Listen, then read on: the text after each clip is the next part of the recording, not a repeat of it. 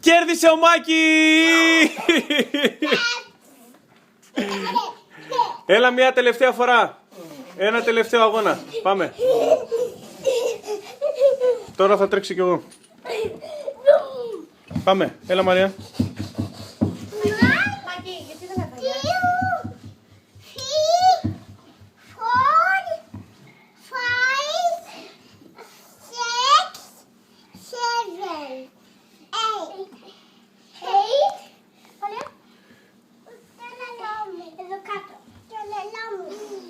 Πάμε. Ready.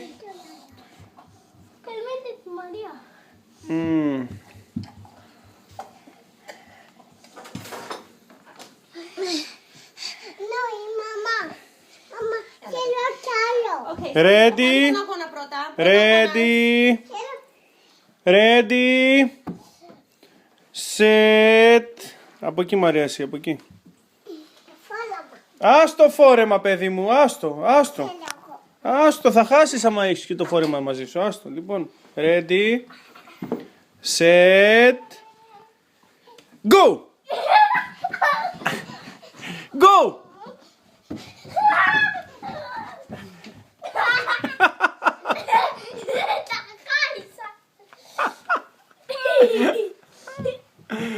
Ποιος κέρδισε? Η Μαρία και ο Μάκης. Και η Μαρία και ο Μάκης. Ναι, δεν είχε σημασία. Ο Μάκης κέρδισε. Γι' αυτό παίχτης κάτω. Και ο νικητής είναι ο Μάκης.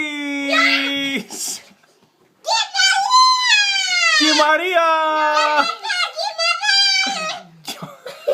Μαρία, μόνο ο Μάκης είναι.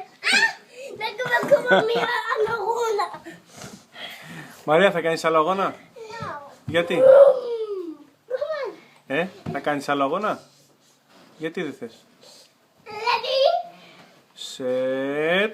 Go! Πάω εγώ πρώτος.